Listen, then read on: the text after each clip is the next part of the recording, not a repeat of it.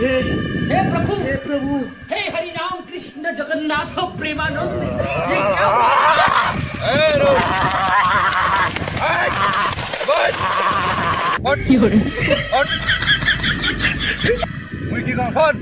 বলেন গুরুদেব।